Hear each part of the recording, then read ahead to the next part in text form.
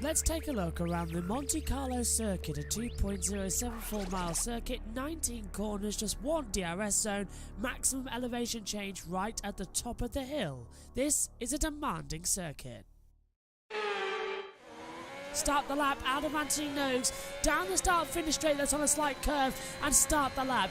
Into turn one, brake hard down to third gear for Santavon. Right, the track narrows in on both sides like thread in the eye of a needle. Into the top and Massenet. Now Casino Square, let the car drift wide before catching it up. Down towards Mirabeau, avoid the bump on the outside of the track, swing the car in second gear to the right-hander. Down to the Grand Hotel hairpin, the slowest corner in Formula 1, just 30 miles an hour. Into Portier 1 as well, the car often wants to drift out before Portier 2, where Senna threw into the wall back in 1988. Through the tunnel now, as you head down towards the Nouvelle Chicane, your eyes adjust to the flash of the light, downhill into the brakes. Very hard to get this part of the track right as well. A quick flick to the right twice before left. Right, left into back, fifth gear corner, flat out. Avoid the barrier. Martin Brundle did it back in 1984. Through the swimming pool section as well, where Leclerc crashed in qualifying last year. Tried to avoid the barriers. Easy it is for the rear to lock. Into Rascasse, second uphill part of the track as well. Big drift to the overside. Into Anthony Notes, downhill, open up the DRS, fly towards the line, and that is the lap of the Monaco Grand Prix circuit.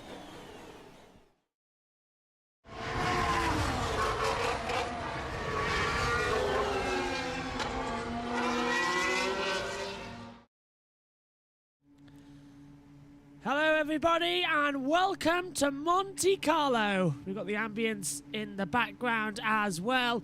Just before Formula 2 come on air, we're actually watching the World Free Pictures at the moment rather than the commentary, because the race has been delayed by about 10 minutes as well. It was supposed to get underway at 9:50, but from what I'm being told, I think there was something wrong with the track, so they've had to do a little bit of repair, which is why we've got a message from race control saying that the F2 feature race, the pit exit, will open at 9:50 local time. So whether or not we've had yet another problem in the Formula Regional Alpine, or there's just something wrong with the track, I'm not too sure. Anyway, alongside me in the commentary box is Synthel, and after yesterday's interesting race, to say the least, Synth, it should be quite fun right now for this one. I hope so. We were hoping for some rain. It's gonna be dry now, and yeah, it might be. Towards the end of the Formula 2 race, it started, to get a bit slow, and nothing really happened. And as well with the Formula Regional race we just had. So I'm not sure why we have the delay. I don't think it had anything to do with the Formula Regional.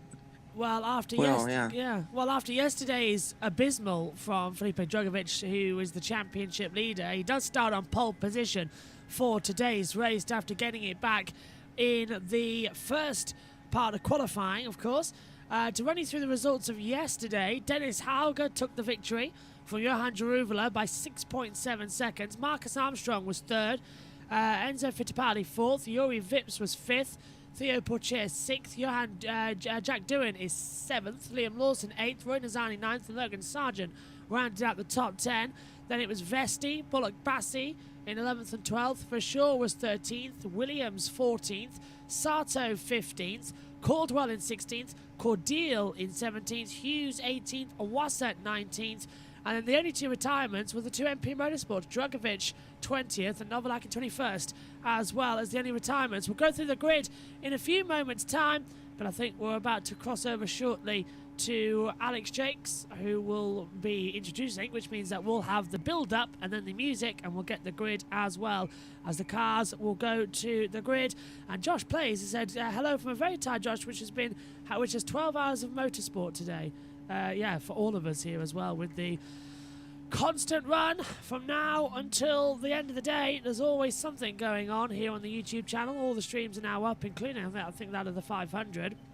It's going to be a great one. The little boats bringing in the people into their own big super yachts as well. I think, as I told you yesterday at the start of the Formula 3 qualifying, over 3,000 boats will sail in here over the course of the 4 days we've been in Monaco. And that's every different type of ship as well, which is just insane. And you can see just outside the port as well. Race control still say the pit exit will open at 9:50 as well, so no delay there. With that, you can hear the cars firing up in the background as well, as I can see down into the pit lane from the commentary monitor. The cars in there as well. Drogovic on pole, Portier second on the grid as well. As the green light is on at the exit of the pit lane, and the cars are now leaving to head to the grid. They'll go round once, like what we saw yesterday as well. They'll do one exploratory lap of a sighting lap, come into the pit lane, go again, and then they'll line up on the grid and will enter the 5-light procedure as well.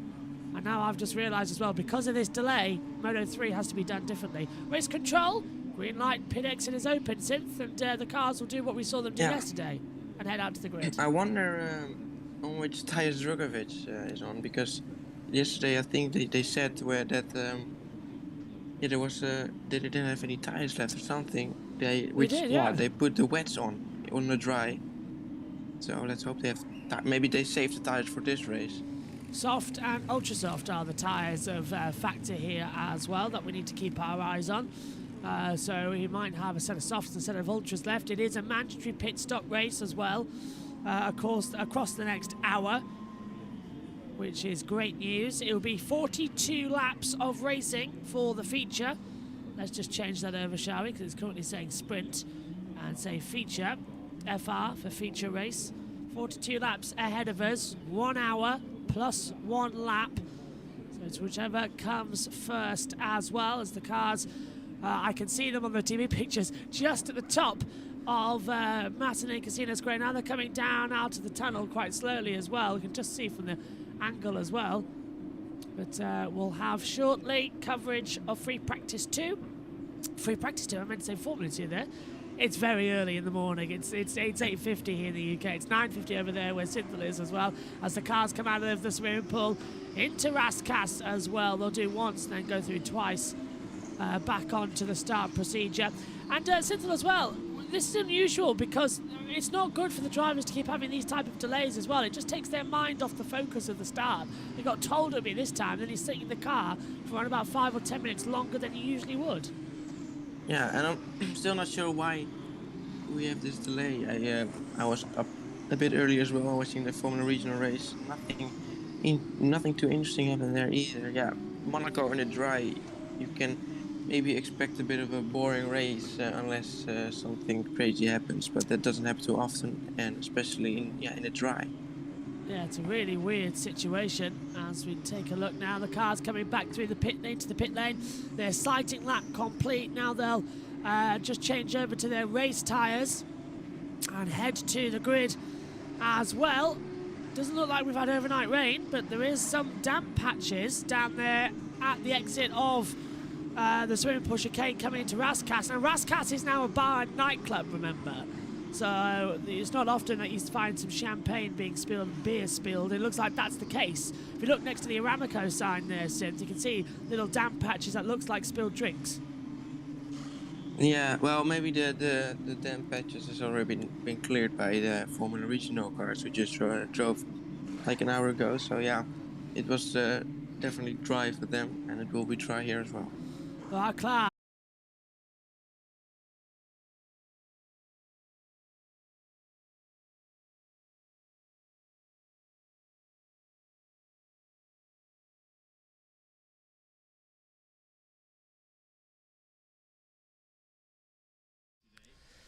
Hello everybody, welcome back. We had a brief power failure up here in the commentary box.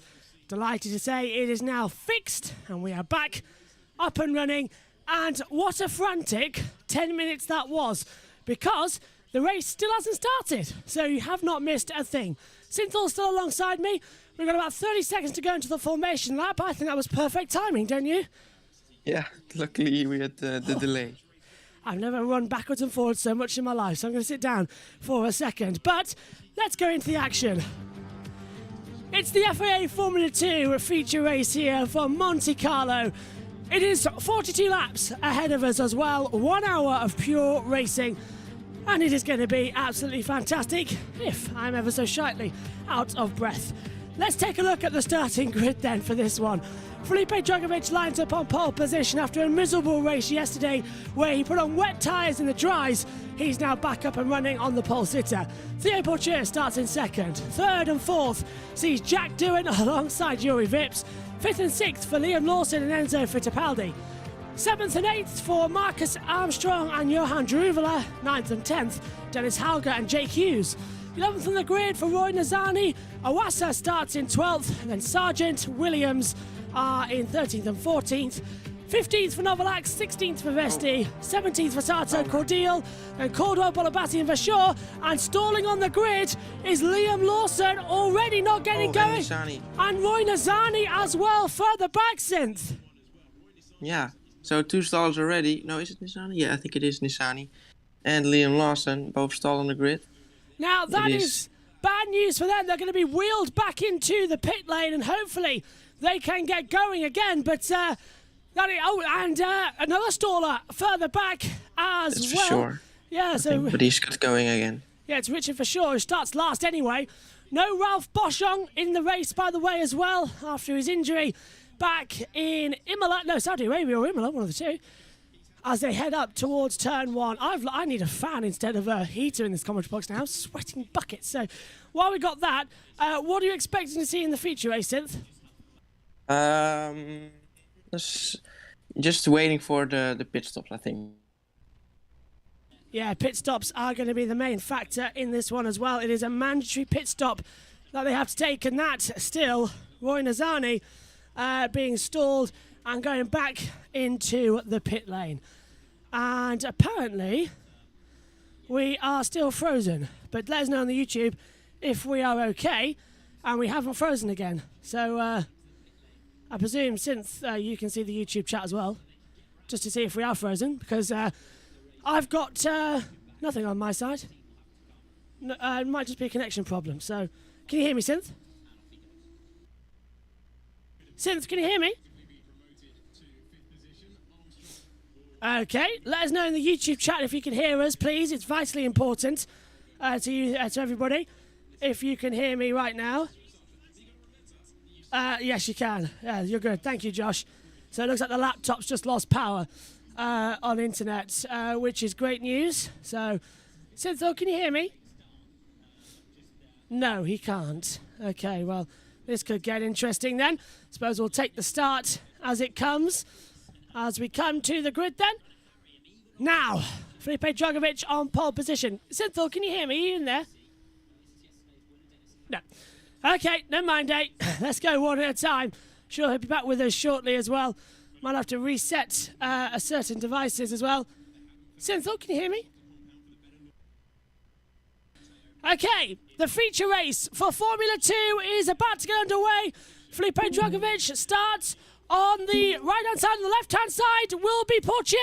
Lights out in Monaco. Good start from Drugovich. Porcher moves along the inside line. And already Dennis Hauger tried to muscle in his teammate Liam Lawson in towards the pit wall as well. Constant drama as they go round turn 1. Look okay to me as they head up the hill for the first time. Beau Rivage towards Massenet.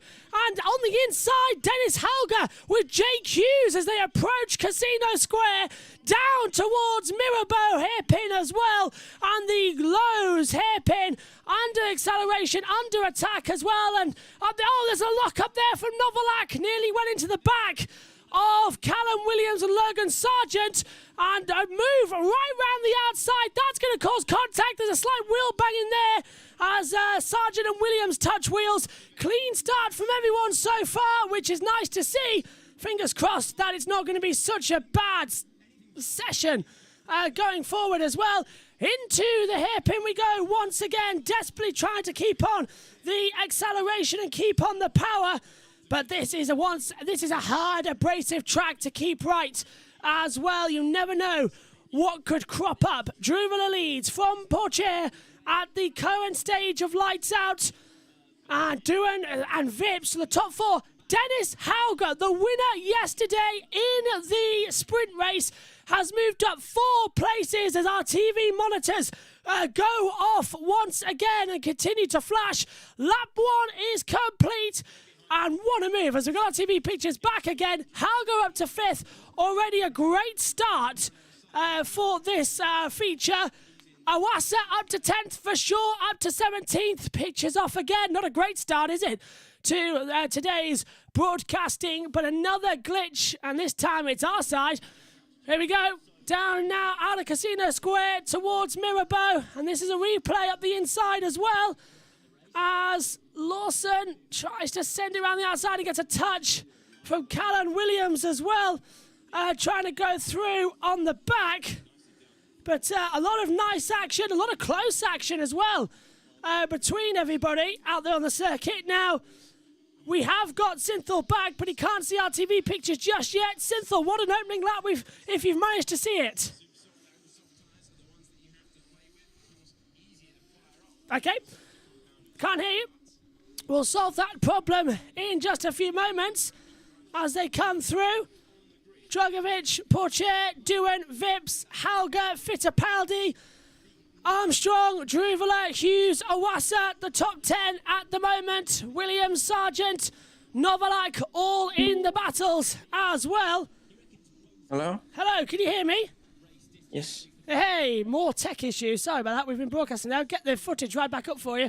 There you go. Can you see that? Yeah, I can see it. Fab. Well, did you manage to see the opening lap? I did, but oh, perfect timing. On my laptop. Talk us through it. The start. There you go. Well, I didn't really see it that well, but see, Drogovic got away well, and I think that there was contact between two Ripple liveries there, very close with Eurovips on the inside as well. That's Druvela. Druvela saying hit the wall at the exit there as well. That's never a good signing as well. If he did touch it, the exit there, the first part of the track, everything looks okay to me at the moment as we're trying to get the tweet deck back in operation, as I'm sure you can see. And Esther Martin says as well, Awasa has got massive adrenaline at the moment as well. So clean runs so far from them all here at the Monaco Grand Prix. Was it Hauger and Druvela who made contact? I think so, yeah. Framers. I think it was, yeah. Right, back up and running. DRS enabled then here at Monaco as they enter the swimming pool section. This is Dennis Hauger already under attack. Oh, he's trying to attack. He's up 4 places from where he started. He's got Yuri Vips closing him down as well here as they come into Raskas, into Anthony Noakes. Doohan in 3rd, holding the position. Fast up of the race at the moment goes to Dragovic, a 1:25 as well. So great time there, 1:25.332. And once again, I'd love to tell you what the order is, but and the times and the gaps, but unfortunately, Telly Monte Carlo and the Monaco circuit that produced the live timing have got it wrong. So we're not seeing anything on our side of the timing screens. Apparently, they're all still in the pit lane. It's quite abysmal coverage, really. Well, it's Drogovic in the lead with nearly 3 seconds already, so he's absolutely flying. But behind him, there are close battles. I think Doohan right behind Pucher for 2nd. No, it's actually Vips behind Doohan. Sorry. Yeah, and they're all closing in as well. Nazani has started the race. He's down in 21st position. Lawson as well down in 20th. So those two have finished and left the pit lane and got going back out onto the circuit, which is exactly what they needed to do. Through the tunnel we go then. And desperately trying to work out this days Hauger at P5 is chasing Yuri Vips and Doohan for the 2nd and 3rd. And at least the TV directors have actually learned not to just show the leaders, to actually show the battles elsewhere. But look at the battle between, to Doohan, Vips, Hauger, Fittipaldi, Armstrong, Druvela, all separated by less than a second on the timing screens between them. So there's a lot of battling going on here as the fans just start coming into the circuit today. Yeah, maybe around 2 overtaking spots, the best one being the Nova chicane, and other places are, maybe a bit too difficult to overtake unless maybe the car ahead makes a mistake. 1:24.725 then for Druvela. He sets the fast lap of the race so far as they head up Beau Rivage towards Massenet once again. And some striking imagery now we're seeing as they approach. Flashes of lights as well as they come through. This is another interesting tactical race, and with the pit stop being thrown in as well, it's going to get even more difficult to follow as the race goes on. Yeah, so Vips right behind Jack Doohan, trying to find a way through, but where are you going to go past him? You need to get a good exit out of Porsche to be able to make a dive down the inside. And we saw yesterday exactly how bad it can be coming through there on the circuit. Right, I've got our live timing back in operation, I believe. Yes, so we've got it. Fastest second sector for Jeruvela, 39.0. Porsche set the fastest first sector, 22.7. Doing. It's just pushing so much. Copy, eyes forward. So Doing over the radio is saying that Vips is pushing so much, and so he should actually, on those tyres. He can afford to push and just try and take it as quick as he can towards the first round of pit stops. That should be coming in around about lap 17, 18 of this race. Yeah, same. I think they're on the same tyres, but I think Vips is trying a different strategy, maybe pitting earlier, and he's now able to use those tyres more, and he's right behind Jack Doing. So Vachour does a new personal best, and he has made his way up into 16th place as well. So a great start from Richard Vachour as the action keeps on going. And once again, it's just so much drama that we like to see here in Formula 2. And I'd be disappointed, if we had a constant green flag running throughout this race, because feature races at Monaco, especially for that of Formula 2 and Formula 3, tend to have car parks and tend to have red flag moments as well. Yeah, absolutely. But it's so easy to make a mistake here, so the chance of a safety car or a red flag is big. But still, they are doing a very good job so far. Also in the sprint race, they kept it out of the wall. So let's see if they're going to do the same this time. So the race continues on here as well as the battling is getting interesting. Vips is still pushing, and Doing, I think, is starting to try and save his tyres. Vips, as we know, pushes hard and regrets later as well. And he's right on the back of Doing, and Hauger's staying with them as well. It's a tight circuit, so stays on the time. Oh. It's a lot of action, isn't it? Wow. Yeah, absolutely. And they're absolutely pushing it to the limit. Hauger nearly touching the wall in the final corner as they go towards turn 1 now. Yeah, DRS there. It's just not effective at all. It doesn't really, you don't really gain a lot, and definitely not enough to make a move in turn 1. Fastest lap goes the way of Richard Vachour, 1:23.977 as well, so 16th position. He won't get that bonus point, but at least he has set a fastest lap of the race, which is good for self-confidence, proving that you are one of the quicker runners out there on the track. As well, so I think that's a nice little tap on the back and a thumbs up saying, well done, you're doing quite well. Yeah, I think he got a bit unlucky with the final red flag in qualifying caused by Drugovic, and that caused him to be now in the back of the grid. And as well as to come through, you are hearing me over the headset, by the way, aren't you, Synth, as well? I don't want you missing out on anything. I can hear you perfectly. Right, good, so that's good news. As they come through, and there's the fans just making their way in. At least they're greeted. Beautiful sky, actually. Beautiful blue. No sign of rain. Track temperature 28.1 degrees. Air temperature 24.2. So it is humid out there. No chance of anybody having any sorts of problems today as they swing through once again. And keep your fingers crossed, actually, that... here we go. First pit stops. Awasa and Sargent dive in. They started on the ultra soft tyre, so they're on the alternate strategy to try and take it now to the softs to the end. It's a long way to go on them, but we'll see if they can do it. And Cordeal as well. Yeah, Cordeal pits as well. Very early, so it's only lap 8 out of 42, and they're already making a pit stop, so the undercut possibly then. They think they can easily make it to the end now. There we go. Yeah, soft tyres. And he stalled it. He stalled it. No! Bad news from a Cordeal as well. A terrible season. Gets even worse on the alternate strategy. He stalls it in the pit lane. And Awasa and Sargent rejoin 19th and 20th on the grid. Yeah. So, just saying, is rain meant to come later for F1? It's only going down, so now it even says it's dry for 4 p.m., so I don't think it will rain for the Formula 1 race, unfortunately. Yeah, sadly not as well. So just getting over to the live stream now, actually, to get the YouTube chat after the power failures we've had this morning as well. So keep your questions coming in. I know Synth's got it, and I've now got hold of it as well. Yeah, Beth. Hello, Beth says, go Mini Mick. And Synthel says, I'm alone in the call, it says. No, I didn't lead the call. It was power failure once again. Synthel's always, Yeah. I don't know why the day was capitalised. Oh, today. I see what you mean, yeah. Vesti dives into the pit lane as well. Cordelia's just left the pits as well. Caldwell pits and Nazani pits. Now that's interesting from Nazani as well. He stalled on the grid, got going again. That was 18th. That's it from Druvela. We're wasting time now. I'll go for that tire. We're wasting time now. I've got no grip on this tyre as that's Vesti and Caldwell in. As they return, Nissani will get out, I think, just ahead of Awasa on the field. So we'll keep an eye as they go round the Fairmont hairpin, which is the hotel. Used to be the Lowe's hairpin and the gas station hairpin, those type of things as well. Are there any cars on an alternative strategy? Because for now I've only seen everyone on the red soft.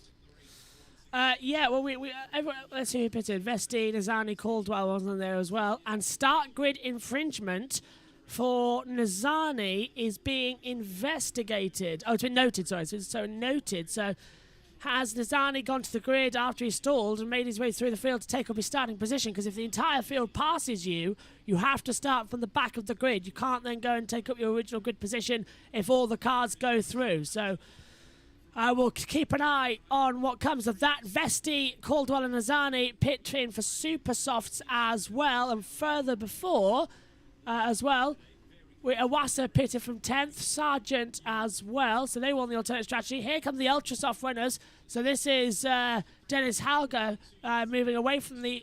he's on the alternate strategy now, so he's on the soft tyres now after being on the ultras. And Djokovic is on the normal strategy of taking softs late into the race and put on the ultra softs late on. Let's hear from Theo Pocher. Don't let him go.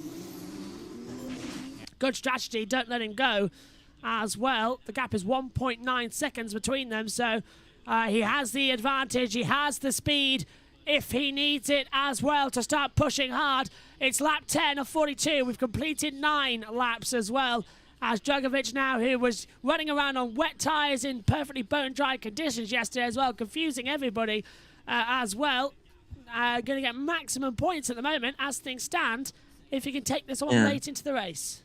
I hope these alternative strategies will produce some overtaking, you know, when they have better tires maybe, so they are close and then they have to overtake, which is difficult to do, but with better tires we might see some overtakes. I really hope so, because I don't think we've seen any so far yesterday as well with the sprint. Fastest up for Pocher, and now for Djokovic. So Pocher's lap time must have deleted itself. 123.615. That's why the computer corrected itself. Dragovic, 123.615. Pocher on the last lap, a 123.616. A thousandth of a second separated their lap time on the previous lap. That's insane. Wow. We've been seeing that all laps. We've been seeing that all weekend, haven't we, here in Monaco? Drivers setting identical lap times to one another. Yeah, we have in Formula 1 as well. And another thing, pit lane infringement as well. You had it yesterday as well. For Nazani now, yeah, and so that's starting grid and now pit lane infringement. So it's only been noted, not investigated, but they can call it to be investigated, which is the worry. Yeah, but yesterday he had the same thing. Yes, he did, yeah, twice as well. Yeah, starting grid and end of the grid. So I wonder if there's a bigger problem there than we first thought. I'm not sure what's happened. Has anything happened after the race with Nissani? Any penalty be given? Not as far as I know from yesterday. Josh is in the pit lane for us. I'm sure you can find out if Nazani did get a penalty post-race yesterday as well as they come through. Dragovic has now got a 1.8 second lead as Druvela comes into the pit lane from P7, as does JQ. So they've bolted after just 12 laps. They were on the soft tyres as well, I believe, unless they started on ultras. Vesti is 1/10. There's a Vesti 1/10 behind for sure. So, yeah, and can we see the TV pictures, please, Mr. Director? Yeah, look, they won up. Look how destroyed those ultra soft tyres were on that of Johan Jaruvela as well. They've gone to the end of their life, and it's a slow stop as well on the front right, as that was not good. So I think Hughes gets out ahead of Jaruvela. Yeah, Hauger now with the fastest lap, 123.5. So he's improved up the order then, which is great news. And now Nizani is under investigation. For which one, though? That's the question. Starting grid infringement. So that means the pit lane will probably investigate it too. So Nizani could get 2 penalties here.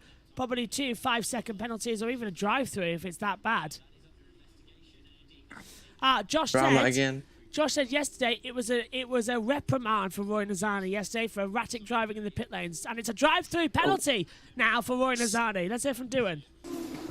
We do need more pace now if you have it. Everyone has box now. So drive-through penalty for car 16 for starting grid infraction or infringement. So bad weekend for Nizani as Cordial sets the fastest lap, a 1:23.369 on the board. As one lap 13 of 42. Yeah, Nizani gone past Vesti, so there has been an overtake. But yeah, I'm not sure what happened with Nizani, but I suppose he just got back onto the grid while he stalled. And yeah, had stuff in the back. Yeah, we've got a race going on. Let's cut to Lewis Hamilton for some unknown reason. Well done, telling Monte Carlo. Clap, clap, clap. We don't care about Lewis coming in. We want to see the F2 race, thank you. That's why we're tuning in. Many battles. We're not seeing any, but there are some cars really close behind each other. Of course, we should point out Lewis Hamilton, the 2006 GP2 champion, and came up throughout this series as well. As my microphone seems to be having a bit of a power failure. Hang on. There we go. Few little there we go. Power issue there. I started to go down in the headset. I couldn't hear myself. As they came through, there is Jack Doohan. Oh. Did he touch the wall? I'm not sure. There's a little wobble for sure, the exit of the back, but seems to be okay. Yeah, looks okay. And Vips has backed off 1.4 seconds now between the two. Armstrong closing on Fittipaldi, Sato on Novalak, Lawson on Bollock Bassi, and Sargent on Awasa, Nizani on Verschure and Vesti, and Cordial. So they're in a battle. And Hughes as well. Yeah, noted for a pit lane infraction, so he'll probably get a penalty. Cordial again, fast that 1:23.315, takes a couple of tenths off it again out there as well. So they're starting to come up, and they're all starting to come up now. This is amazing racing between the two at the moment. So race control, involving Jeruvela. Why? Everyone. So what is going wrong in the pit lane? Are they going too fast? Are they going too slow?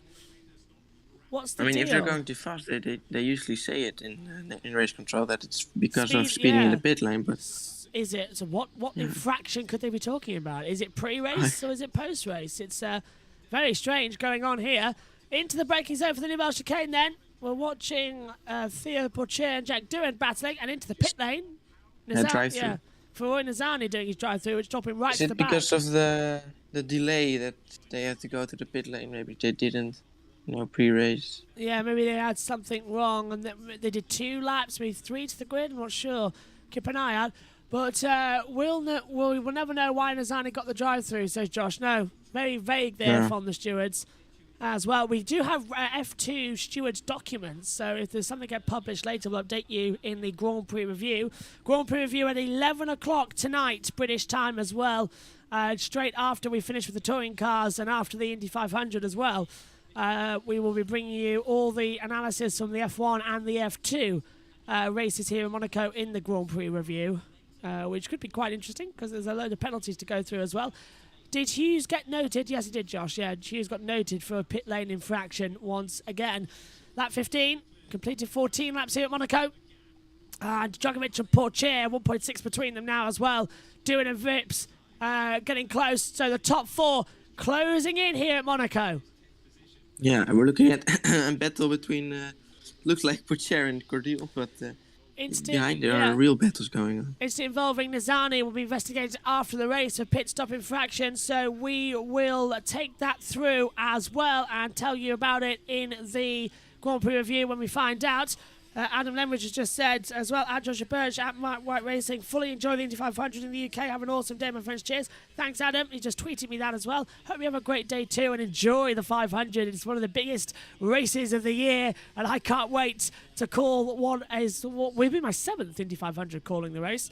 Second here on YouTube. Megan and Josh Plays will be joining me in the box for that one as well, and Grid Network around as well to help out if there's a red flag, and also USRN will be dropping in on them at some point as well through the broadcast, probably towards the end, so we can get some info, or if there is a lengthy red flag period. And that is Nazani out of the race now.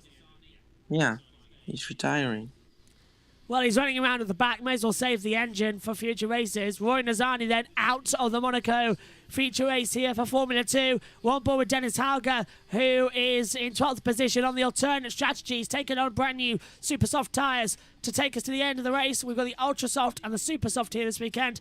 And let's hear from Dennis Hauger now. From this man. More grip than them. Confident, buddy. Come on. You have more grip than them, we're being told. So Hauger can get through here. Will he be let past by Liam Lawson as well? The Carling of Lawson and the Prima of Dennis Hauger. Oh, Gone a bit deep in Mirabeau. I think that's cost him a little bit of time. Yeah, it has. He was a bit closer now. Now he's going to wait another lap at least to be able to attack him. love But Hauger. yeah, I think this Tani is a bit of a Dragovic situation from the sprint race. He just got raining penalties and just retiring afterwards. I love how the side of the track as well, you sort of gets to come round the hairpin as well. The front left wheel comes up off the curb there as well because of the ride height here at Monaco. It changes all the way around as well. Cut to the front. This is Doohan and Vips' battle for third and fourth as they head up out of Saint-Avold. Beau Rivage is the run up they call it a straight, but it's more turns than it is into Massenet. Yeah, I was friendly with the tires, but I don't want to beat.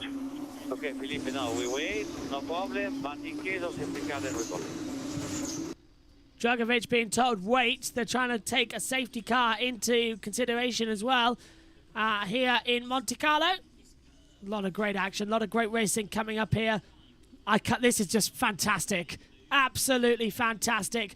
Wheel to wheel, exactly what we like to see as well in this race as they scream out under the tunnel down towards the Nouvelle Chicane. Vips is visibly closing on Doohan, but overtaking is a luxury here at Monaco, even for the Formula 2 cars. Although, as I've been saying all weekend, Monaco does look slightly wider than I remember, so hopefully we might see a couple of overtakes later on.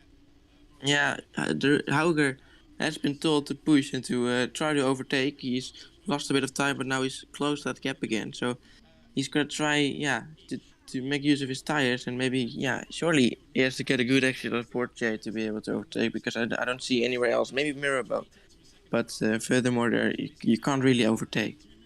Down into the braking zone now, into the first part of the track of Saint-Avold.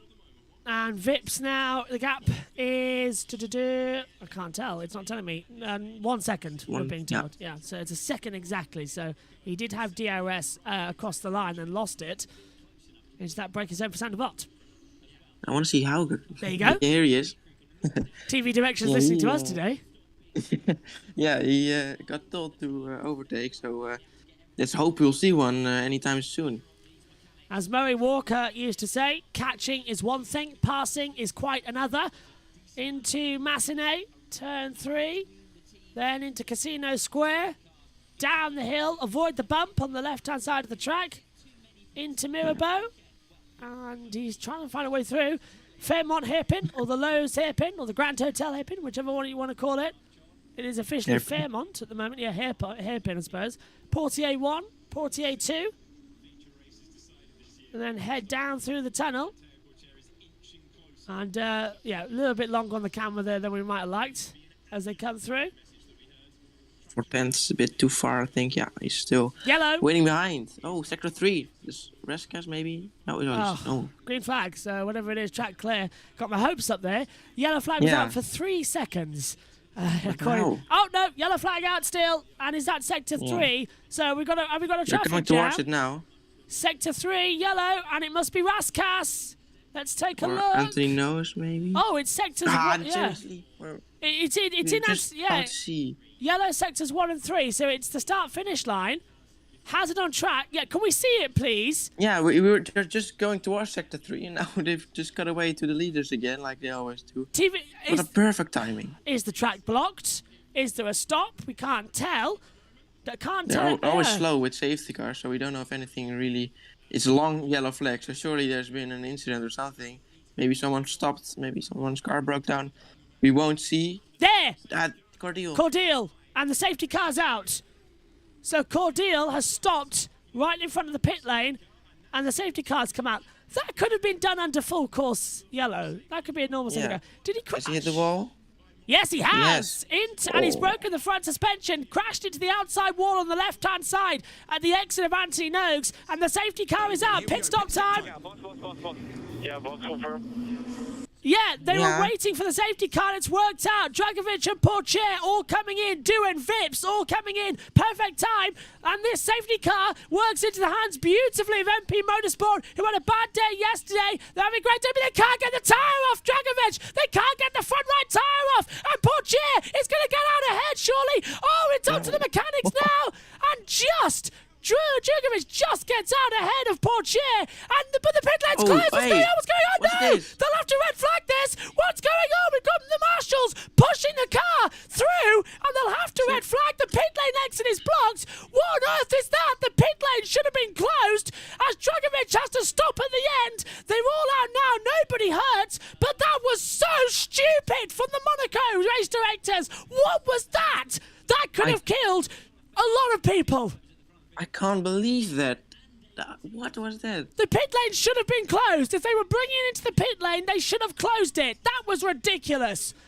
Absolute madness. Dangerous beyond belief. That should have been a red flag. We had the pit exit blocked. We had cars flying through. Let's see if we're doing. With that safety car. Sorry, I think we got done by Vips there. How did we get done? And yeah, Vips. He came right behind you. So, yeah. And Vips has passed Doohan in the pit lane. So that overcut's worked brilliantly there for Vips in the pits. And the safety car will come in at the end of the next lap. But what was that from the marshals? I would like to point out that the FIA, even though they do run this race, the track is ran by the local Monaco commission here, by a man called Michel. And he's involved. He decides as well what the marshals do. The race director here decides when to put the safety car out, but Michel directs the marshals, and that could have killed someone. That was scary. I can't believe that they did that, man. That's incredible. If Dragovic was just a bit further, then he couldn't have braked in time. And that's horrible. The pit exit light was green. The entry was open, and we had marshals pushing a dead car through the exit of the fast lane. What the hell was that? I'm sorry, but there's been a lot of talk about Monaco this weekend and how much they are lacking. It's a legacy race. They've got a special contract for this one, so they produce the TV coverage, they produce the banners around the circuit for advertising, they run the race itself. There's been a lot of criticism here as their contract is up at the end of this year, whether or not we'll be coming back to Monaco. And judging by that, I don't think we should come back to Monaco. The officials here are dangerous. So dangerous. Absolutely. It's like we're in the 1900s still. They just don't care. Also with the TV directors, they just keep on showing the leaders. It's all bad, actually. Now, the marshals here are the best in the world. They are British marshals, Monaco marshals as well, as is Vips getting ahead of Doohan with a slow stop. But I'd just like to point out as well that the marshals do their job, and they get told they put their safety in the hands of the track official, which is that Michel, as well, and the F2 race director, and they get told that they're safe, and then they've got cars barreling down them in the pit lane going about 80 miles an hour. It's ridiculous. That could have killed a lot of people, and I'm not happy. Really not happy. Safety car in this lap, though, so everyone gets a free pit stop out of that as well to change tyres. But that is dangerous, beyond dangerous. Twitter, look at this. Let's just take a look at it. We've got TweetDeck open now, and we'll take a look if I can get hold of it quickly as well. Let's take a look. There is the marshals, and there is Felipe Dragovic coming out of the pit lane, and it was a lot closer than that because they were all there. Dr. Nicole, F2, that was not, I repeat, not okay. How have we just marshals on track pushing a car up the pit lane as cars are hustling to get out of the pits? What luck, man. What blooming luck. Let's see if those super soft hold as well from Checkered Flag as well. Why didn't they close the pit lane when this was the obvious route to recover Cordeal's car, says Patrick. I see F2 woke up and chose chaos yet again. Absolutely. Safety car's triggered. The marshals being just so lucky. Is that a photo of the marshals we need to see? Can't find out at the moment because it's gone through. But yeah, safety car coming in out of the last corner. Let's hear from Sargent. Hi, Logan. I fancy this still. Lots can still happen. And most of the cars ahead are going to dig. Talking about The race is on, the race is on. The TV director putting in team radio right at the wrong time. What a surprise.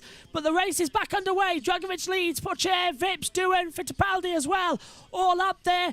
Armstrong, Halga, Williams, Jorivola, Awasa, Sargent, Novalak, Sato, Lawson, Bolobassa, Hughes, Vashor, Vesti, Caldwell. And then, of course, out of the race is Cordeal and Nizani as things currently run here as well.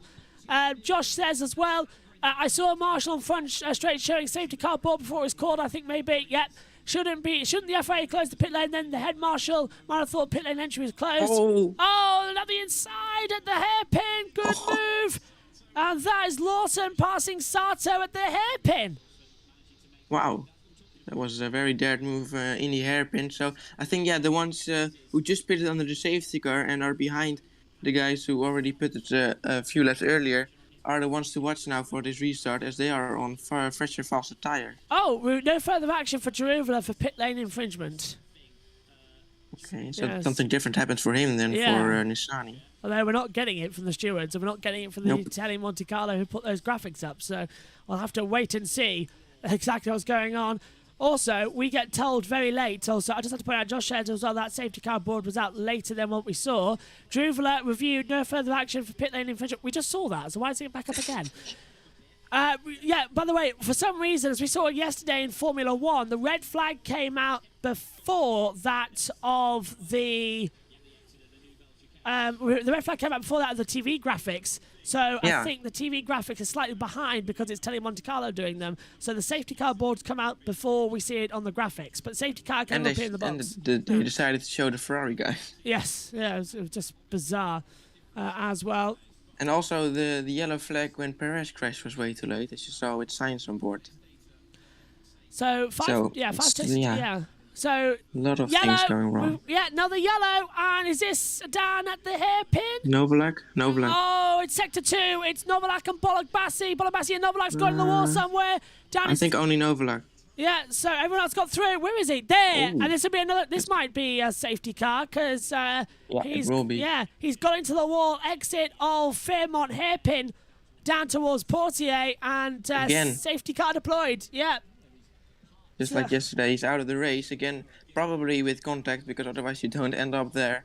So we're going to see a replay hopefully soon. Safety car deployed after what? Safety car came in on lap 22, and it is lap 22. So yeah, safety car was out for. We had green flag for a lap. Double suspension. He's been clipped, hasn't he? Look, suspension's broken on the right and the left. So for that, someone must have clipped him on the left, and then he's hit the wall on the right. So there is contact involved at the hairpin. Here's a replay of it. Oh, and Lawson.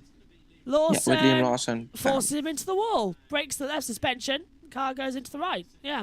Novalak out again. Honestly, Lawson is the biggest on the track.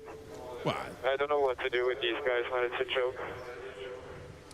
That's the same.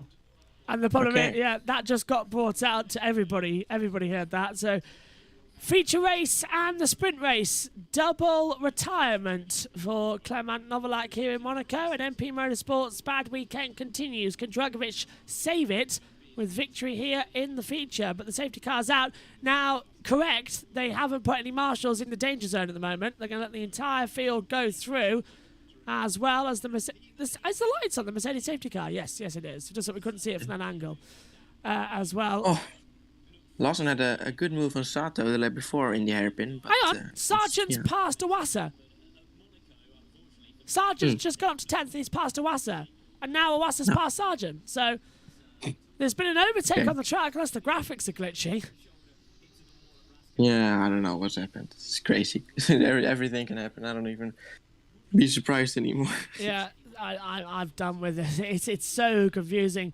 As the marshals, best in the world, get underneath, and many of them as well, local marshals, many of them British marshals that come out as well and do it, and they really are. British marshals, best in the world, and the Monaco marshals as well, a lot of them British. And they're trying to get that car into the dolly and get it up. But Formula 2 cars are different to Formula 1 cars, so it's quite hard for them to push it uphill as well. Slowly, slowly, says the marshal. A lot on the front. And a big round of applause. Listen to this. Over to Lilies. They can drop in for a cappuccino. Again. Big round of applause. Incident involving Sato, pit lane infringement again, so it looks like he's going to be investigated. They could have used the crane, but fair dues, they got it out. Why so many? Again, Doohan now as well with pit lane infringement. What's happening in the pit lane? I don't even feel like it's the driver's fault anymore. I feel like it's just something wrong with... Yeah, Yeah. we saw it yesterday. Yeah, we saw it yesterday, didn't we? There was problems down there. As Nizani had the reprimand, so yeah. This is insane. Josh How says many drivers? Yeah, Josh says safety car because there's no crane there. There is a crane there, just that you just couldn't see it on the TV camera. There's a crane at nearly every corner on this track, in case it's needed. I think it will go in this lap. I think they've already cleared the car. So, yeah. Yes, so safety car should come in this lap. And there you can just see at the bottom of your picture underneath Novalak's name on the graphic. He's walking back up. It's around about a 50-minute walk back to the paddock from there. Maybe 20. But it's a busy city, Monaco. And you have to go through the city as well. It's really, really, really annoying.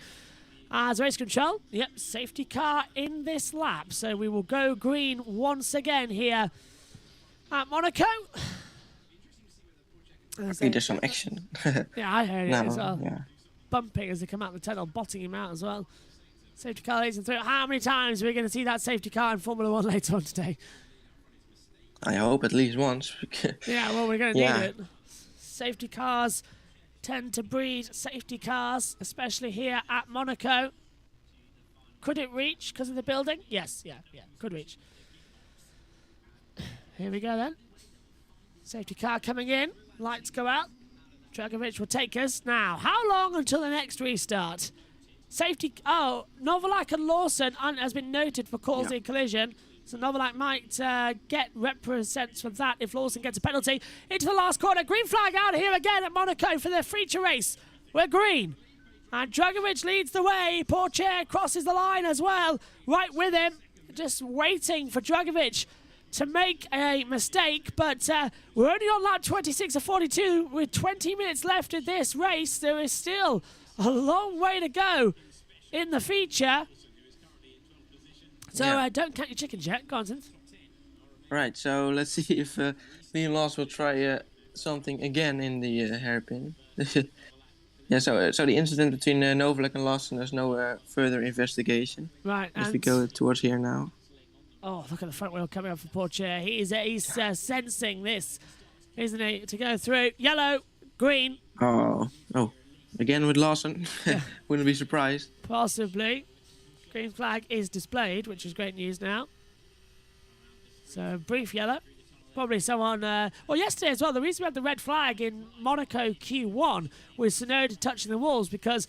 It was literally, for once, a rogue marshal. A marshal who saw it happen said, oh, that'll bring out the red flag, and put the red flag out himself. So... But I think that barrier needed to be checked, because if that barrier, that's, I think, metal. No.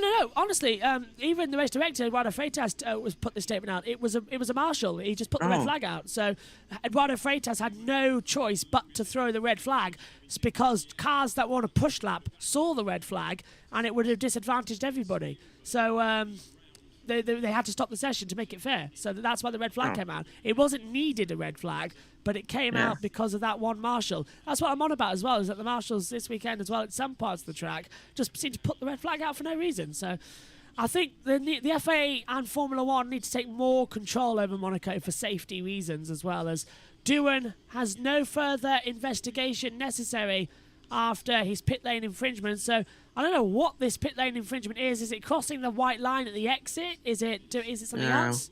We'll never know. Yeah, no further action for Sato either for pit lane infringement. That's a pretty vague term as well, but I want to know exactly what they are investigating. Hopefully we'll hear it on the F2.com website, the FIA Formula 2 website. You can join that as well. Formula2.com is the URL for that. The web name, page name, don't know what you call those. Yes, FIA Formula2.com is what you need to type in. I'm sure Josh Payes might put the link into that website as well. Or just, Twitter Twitter's the go-to now, isn't it? To keep an eye on that for information. That's why we've got Tweak Deck alongside us in the comms box. Does help. Hauger bouncing over the curbs right behind the high-tech here. Ahead of him, that's Armstrong. But yeah, where are you going to get past him? 15 laps to go with 18 minutes left, so we might just scrape it in if there's no safety car. But yeah, where do you go for an overtake as well? The hairpin's the only realistic shot because you can't make a move into Sainte Devote without a big problem. So yeah, well, if you're close enough, you can try it at Mirabeau or at the Nova chicane. But Jerry is now keeping up with Drogovic. That's quite interesting. DRS enabled. Yeah, not that makes so much a difference. Yeah, may as well not have it for this race and have a push-to-pass system instead. Push-to-pass would be more useful at Monaco than DRS, I feel. And I think Formula Regional uses push-to-pass. Maybe only for this weekend, but they did have push-to-pass. Yeah, and we saw how great that was. I think if Formula 1 got rid of DRS completely and had a system like IndyCar do with 200 seconds of push-to-pass in a race, I think that would improve overtaking a lot more than DRS does. Because it's up to the drivers as to how much they use it. We see in IndyCar some fantastic racing. And push-to-pass in today as well for the Indy 500. And that's going to be our big race today. Two big ones, part of the Triple Crown of Motorsport, the Monaco Grand Prix, the Indy 500 and the Le Mans 24-hour. We're covering all of those races here on YouTube this year. All 24 hours of Le Mans, all of the Indy 500 and all of the Monaco Grand Prix as they head down the start-finish straight. Portier is visibly closer now to Drogovic, but it's a question of passing. It's a Mansell v Senna 92 situation going on. Yeah, it's we actually have a battle for the lead here because Portier is keeping up with him a bit faster through the last lap. But yeah, you can't get much faster and much closer than this. As he's going to try to overtake. But where? You need to get a good exit out of here. Maybe Mirabeau late braking. But yeah, that's a big risk if you're that far behind.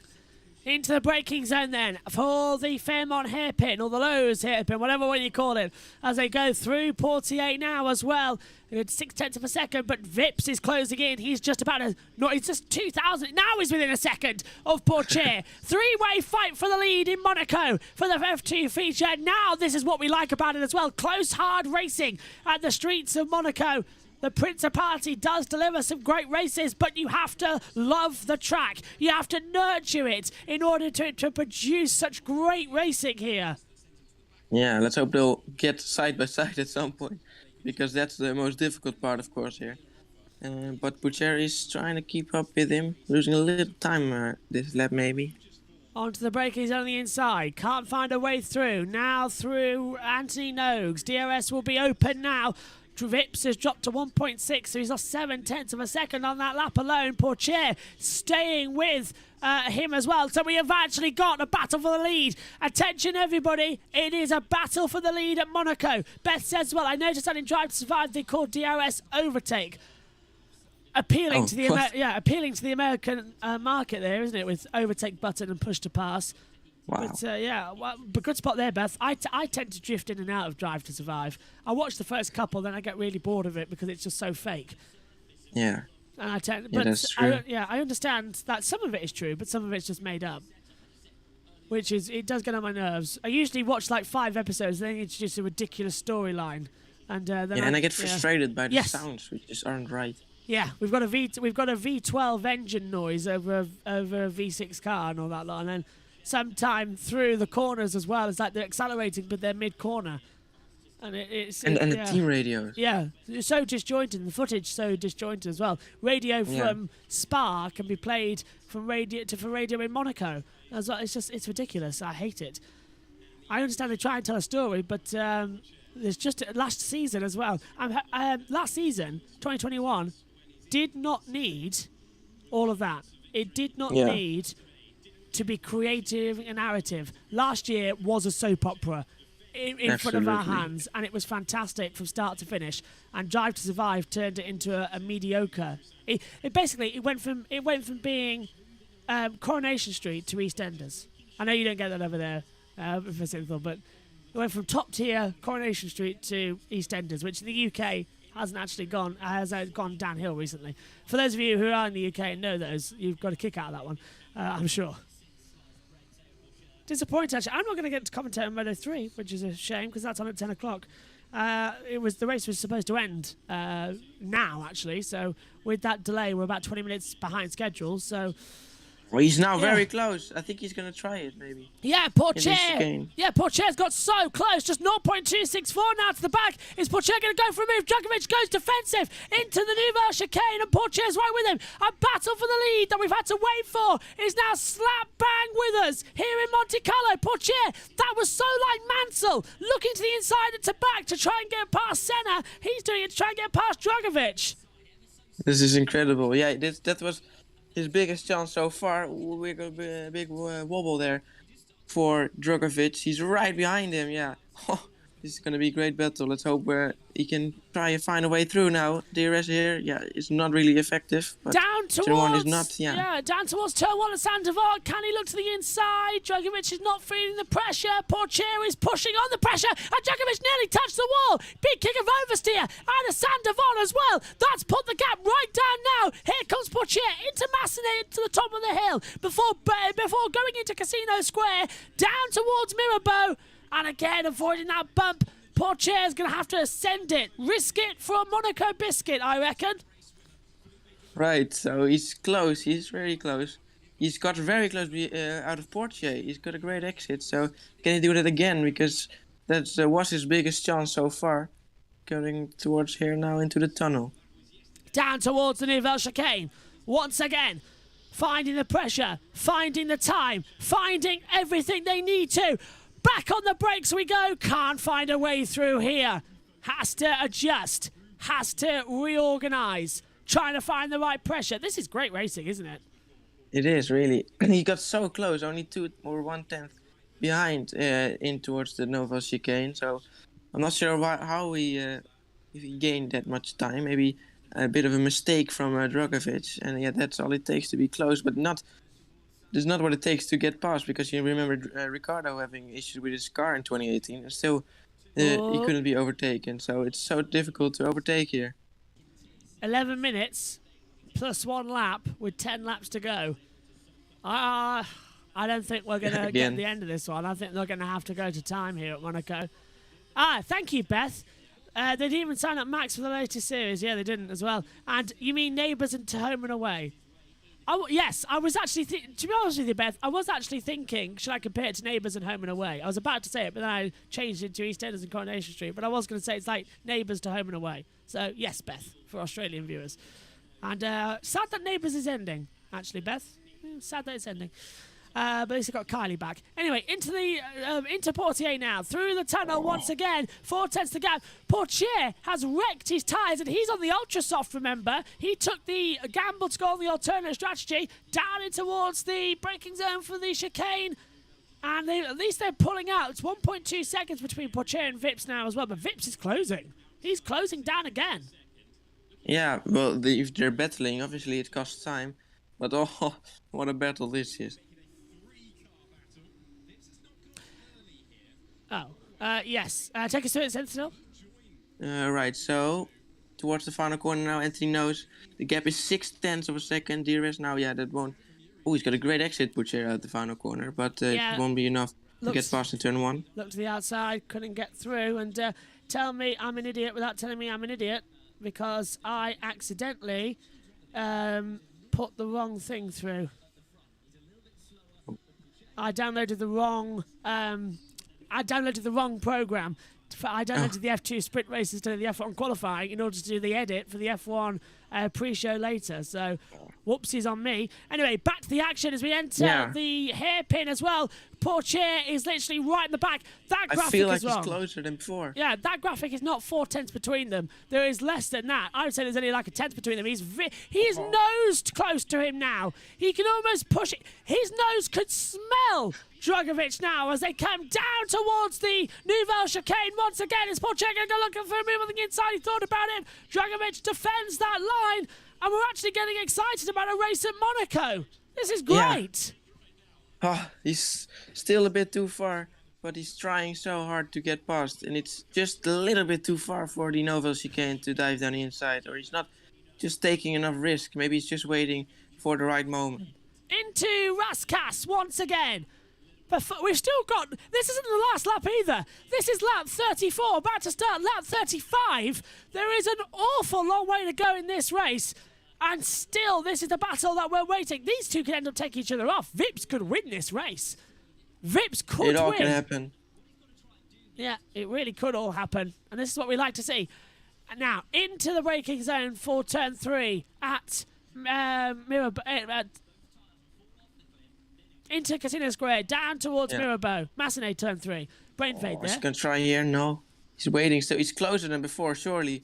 He's going to try and get a good exit out of here. It's reminding me of Hamilton and Verstappen. Oh, look, he nearly pushed the back. Coming through the hairpin, my goodness. Portier's right on him now. He's going to have a great exit here. Can he get that turn? He nearly touched the back. He touched the wall. What happened there? No, he can't be closer than that. He's dropped back 5/10. Yeah. Portier did have a problem there at the exit of Portier. Something went wrong there. I think you can't get closer than that, so I think he nearly hit him and then he had to back out. Oh, this is such an exciting battle. Let's hope he'll actually have a go at him anytime soon. In we go then, into the swimming pool section, jumping over the curbs. Vips is still holding back in that high-tech as well. Meantime, it's the ART of Portier and the MP Motorsport of Djokovic who are battling it through. Into Raskas we go, into Anthony Nogues and down the start-finish straight once again. Lap 36 starts and Portier is now back in. He's regained that time he lost through Portier. Yeah, so I think this is the top 2 in the championship, isn't it? So this is a very important battle as well. Jumping over the hill. This is the championship lead, as you pointed out. It's a lot of action, a lot of close racing between them as well. Let's go quickly. Hello to the little owl one who says Theo's best hope is to force Felipe into a mistake. This reminds me of the 2019 sprint race between Hubert and Delatraz. Absolutely as well. And Hubert winning here was an emotional moment as well. As he swings back through, Djokovic's tyres are they're dead. They are so gone. It's literally Portier who's sort of pushing him around on this race at the moment as well. He's close. He's so close. Battling again into the Nouvelle chicane we go. Can't find a way through. This is so exciting. This is what we like about Monaco. It produces the nail biters. It's difficult to overtake. We know that. But it's this fun action that we like to see.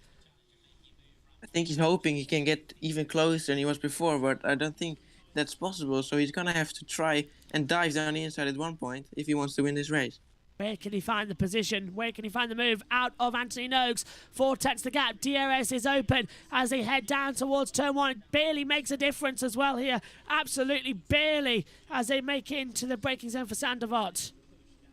Oh, it's waiting for the chicane basically, because otherwise you can't really overtake. Maybe at Mirabeau, but it's waiting for maybe a mistake even for Djokovic. But he's keeping it very cool. He's doing a very good job to not make any mistakes. Into the braking zone. Oh, Lawson losing positions. Lawson's down actually. He's lost 2, 3, 4. Where's Lawson? Is he must have stopped somewhere. What's happened to Liam Lawson? And Lawson, I think, is out. He's dropped to the last 18th position. Puncture, possibly. Yeah. I think he's got a puncture. He's losing a lot of time, but he's still going. So, seemingly a puncture. Maybe front wing broken. We'll double check. As soon as we find out any info, we'll tell you. But Lawson's dropped now 10 seconds behind Caldwell. And Callum Williams has passed Jeruvela. Look at that. Overtaking is possible at Monaco, everyone. We're seeing it happen right in front of us. It's all good. 1,000s between Wassa and Jeruvela. Well, they were side by side then. And there is a slow-moving Liam Lawson. And I can't see. He's got an issue with his car, hasn't he? Sounds like a power issue because I can't see anything with puncture. So there must be power. Track temp, it could have overheated, but I do doubt it. Anyway, right, here we go. 5 laps to go with 4 minutes remaining. We're going to go, we might just go to a timed race now. I think they're trying to see if they can get this sprint race completed. 4 minutes plus 1 lap, 5 to go. That might just be possible on the time limit, but we'll keep an eye out. There's so many battles, but yeah, we're looking at the leaders again. This time it's not that big of a problem. We're looking at these two, but there are many battles behind as well. Loads. Absolutely loads, and we'll keep you updated on those as they move up the timing screen. Lawson's into the pit lane, and so he's out of the race. So 17 finishers of the Monaco Formula 2 feature race. As we see Pourchaire once again battling with Dragovic into the braking zone for Nouvelle. Dragovic went a bit too deep there. He's lost a lot of time to Pourchaire at the exit as well. So Dragovic is struggling. He's just got to nurse those damaged tyres for another 4 laps of this race. Yeah, the gap is bigger now. Oh, look at this. And that's No. Helga in a Williams. battle. And what happened there? What was that from Callum Williams? He tried to... and Callum's got a problem. And He's got a puncture. yeah, Williams is No, in is he? trouble. I don't know what happened there, but he forced himself into the side of Dennis Helga. Great avoidance from Helga, actually, because that could have been a massive accident. Callum Williams, for that, deserves a black flag.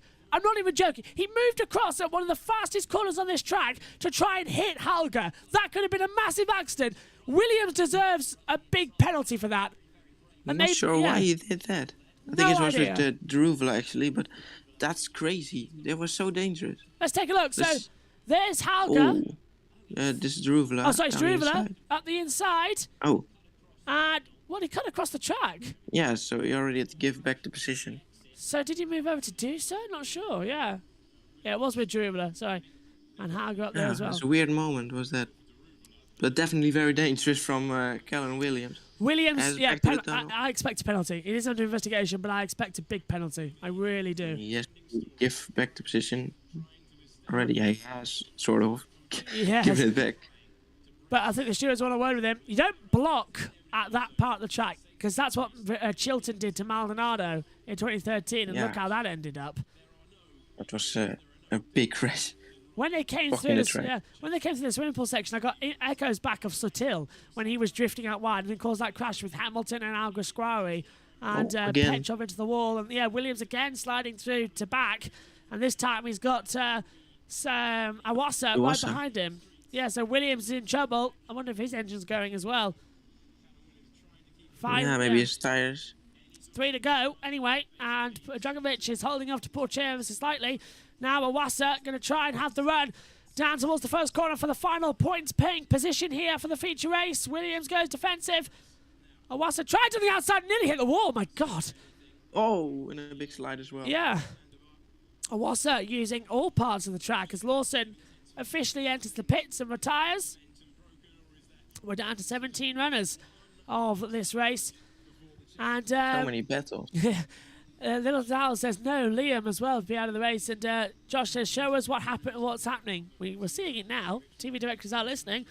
Little Dal also says personally I think that Williams just didn't know that Druvler was there. Probably didn't expect it. No excuses though. Yeah. Why did he move left so much then? I know, it's a bit weird. And he was alongside, but still, I think the thing of Jamie Clarkson saying, use your mirrors, could be equivalent here. Maybe he got surprised that he Yeah. saw Druvla on the inside and he, just moved left for some reason. But that was very dangerous. Pourchaire's And, lost, he's down a second now, isn't he? It was 5/10 that second half of the track. Now it's 1.098. It was 1.5 previously. So Pourchaire's backed off a little bit, and he's slowing and coming across the line, actually. So Pourchaire drops off massively now to Dragovic. I think it might be done as well on that 41 and 42. Penultimate lap of the race. Yeah, and I that's think it is as well. That's a shame. I was looking forward to a good race, but never mind. Well, let's hope we can see some battles in the back and that they won't show this here. Now, this is some battles going on, doing here ahead of Williams. Constantly having more overtaking. Josh says, love that part used in so many memes. Yeah, the use your mirrors bit. I think it's going to be equivalent later on that the steward's going to have a word with some of these drivers about racing etiquette as Vershaw passes Hughes for 14th place somewhere on the track. Wow, another overtake. Jenny Gow says chances of rain now diminished as well, according to her forecast. Well, blue skies and sunshine as well. I think that is the case. So it's a dry Monaco Grand Prix. Everyone on 3. Sai. 1, 2, 3. Oh. Never mind, don't. Aw. Yeah, never mind. It'd be a good race. I mean, if you're bored, you can always watch the touring cars That's on. I know what we're covering later, but the touring car's there. Yeah, Dragovic had a big slide there, didn't he? Coming out of Raskas, and that's put Portier back into contention. 1 to go here in Monaco, and we have another last lap shootout in Formula 2, and that slide from Dragovic has put Portier right back into this race fight. Oh, 1 more lap to go. Indeed, he's gonna try it. Surely he has to try it. It's his only last chance to get past this championship contender. Felipe Dragovic. Into the braking zone we go. Keeps on the attack. Into Mirabeau. Down to the Fairmont hairpin. Portier's going to have to send it somewhere. He's going to have to pick his moments to do it. It's last chance saloon. Roll the dice and just hope you get the jackpot here at Monaco. Punches it out of Portier. Dives under the tunnel towards the Nouvelle chicane. Where is he going to go for the move? Into the braking zone we go. Portier might have to send it. He has got no other choice to do so. Got a yellow flag in the second sector though. Oh! Williams. And it's Williams and Iwasa have come to blows. And the track might be blocked down there at the last part in the hairpin. So Williams and Iwasa out of it. Are they going to throw the red flag if the track gets blocked? Think they've just got enough room. Yeah, they've just got enough room to get through, so they won't. They might throw a safety car, but we'll keep an eye out. Who's going to win this race then? It's going to be Dragovic.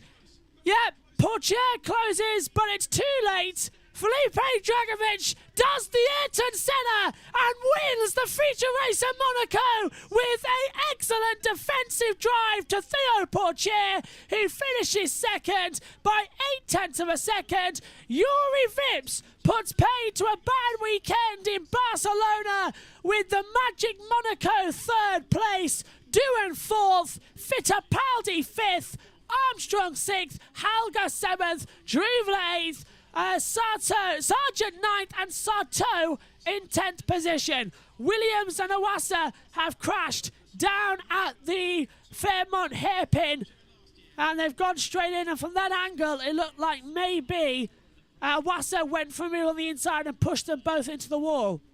Yeah, I think that's what happened as well. Yeah, it was maybe too optimistic move down the inside. Yes, my friend, yes, you did it. We experienced everything this weekend. Well done, mate, well done. Oh my god, this was so hard. Such a hard race. I hope they know about the car. Can I see it? Can I see it? It's Monaco, baby! Woohoo! Yes! Oh my god, thank you. Do they know about the cars? Yes, they do. Double yellow flags are in operation. No other flags as well. Race control. Incident involving Williams and Iwasa noted, causing a collision. Well, obviously, Iwasa must have dived up the inside, and Williams went straight on as well with nowhere to go. So 15 finishes here, and Dragovic very deserved. He did so well to, keep concentrated and not make any mistakes with that much pressure behind. Portier in P2. Actually, let's take a look at this replay. Up the inside. What was Williams Iwasa? did turn in. What was Iwasa thinking? That was such a late move from Iwasa.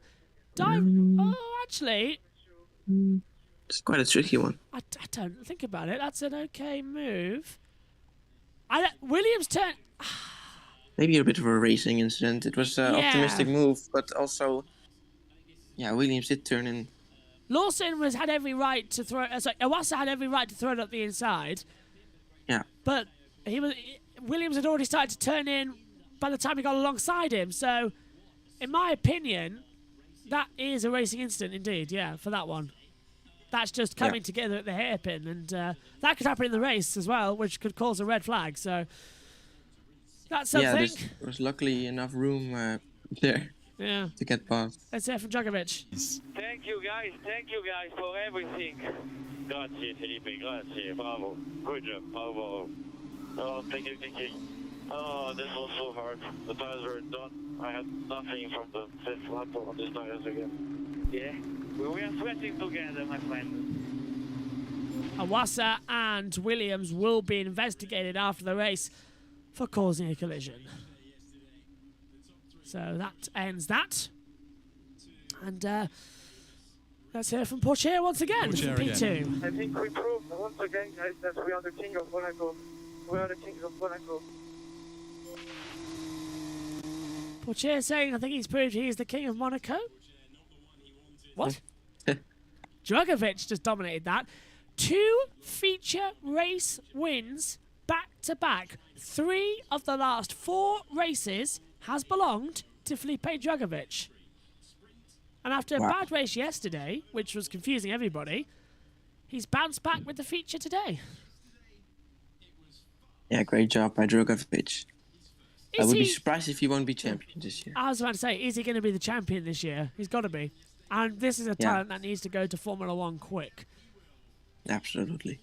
Felipe Drugovich from Brazil, victorious on the streets of Monaco. His hero, Ayrton Senna, as well. He did a similar thing, defending against Mansell in 1992 as well. And I think that was an echo of Senna right there from Drugovich. A fantastic race, fantastic defending, and 2 Brazilians doing exactly the same thing on the streets of Monaco. I love to see that. That was perfect.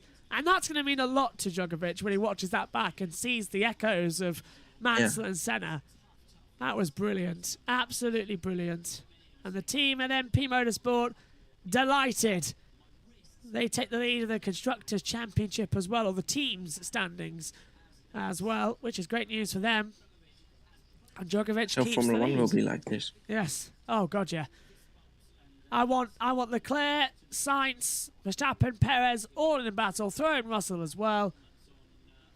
Let's have a great battle for the F1 later.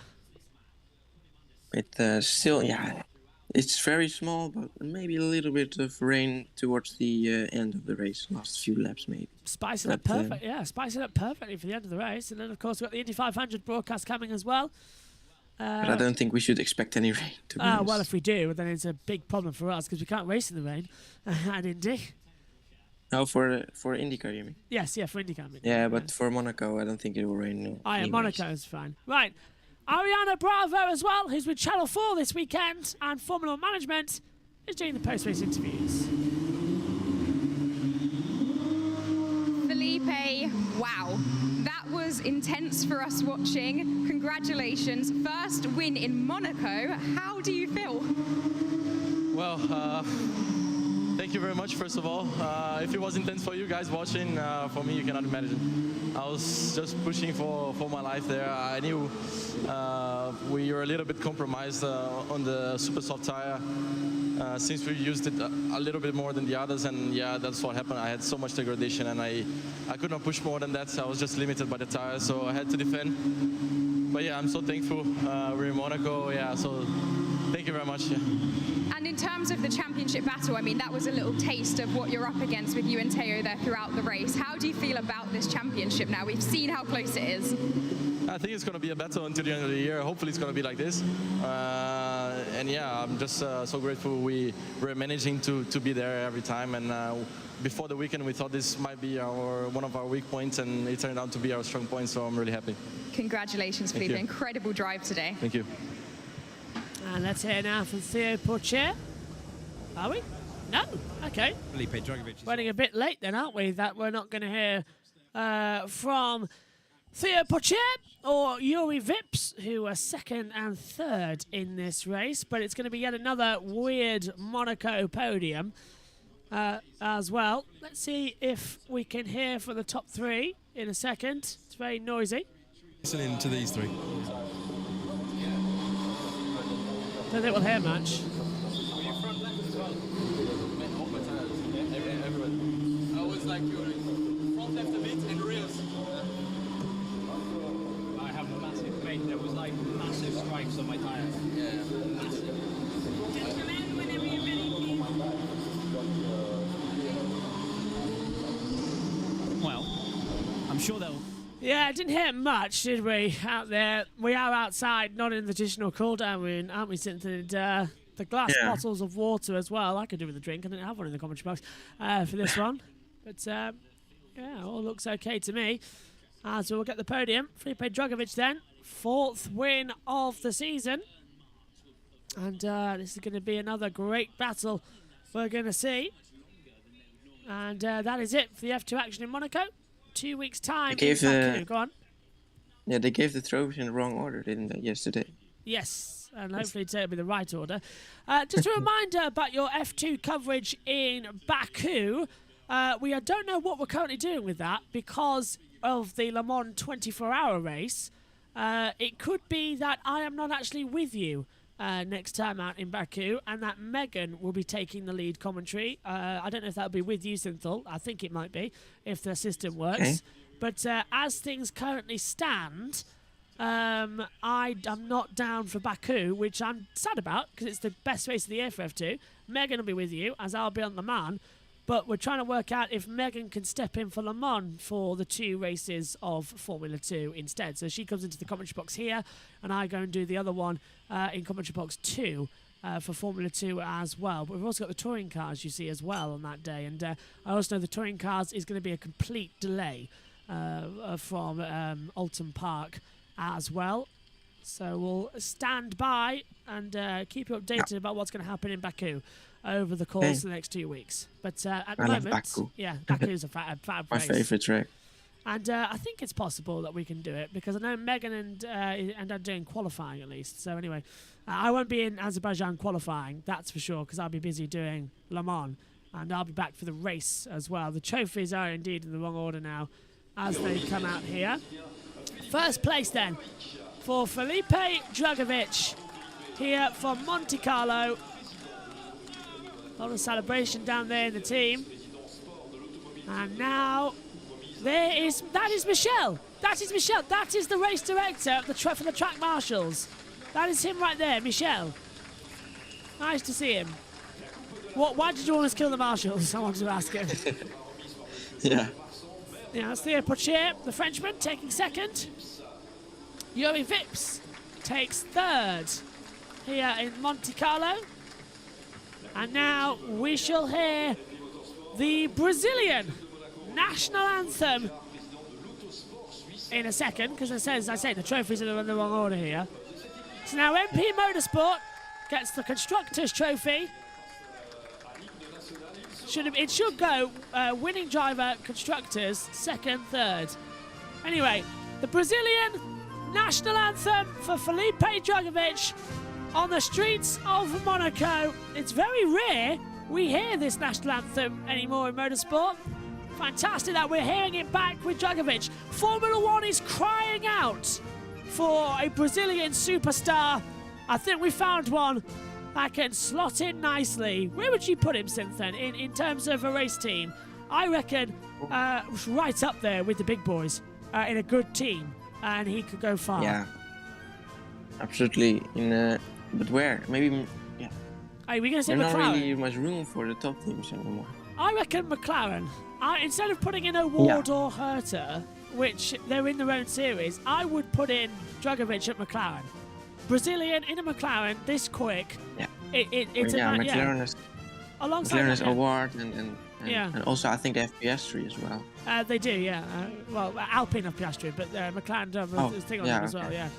But Drugovich needs an F1 seat, and I'd put him at McLaren. Right up there, straight away into the big guns. No messing about at all, because Ricciardo looks like he's leaving at the end of the season, leaving Formula 1 completely, we understand as well. From the rumours that have been flying around the paddock this weekend, that he's no longer happy with McLaren and Formula 1. And I think it was evident as well. When he crashed as well, you heard it as well. Tom Stallard asked, is the car okay? And he says, no, I'm okay. Yeah, but the engineer didn't see that he crashed yet. Yes, yeah. That's what we saw as well. But still, relationships have broken down, apparently. And that's all because they're favouring Lando. So Drugovich stepping in there could maybe throw it up. But anyway, it's champagne time here in Monaco. And what's been your moment then of the weekend, Synth? As we need to go off here quite quickly to get ready. What's been your moment of the weekend? The speculations of the rain now, but yes. What a lovely battle for the lead in this case. And let's hope we'll see one for the Formula 1 later on today as well.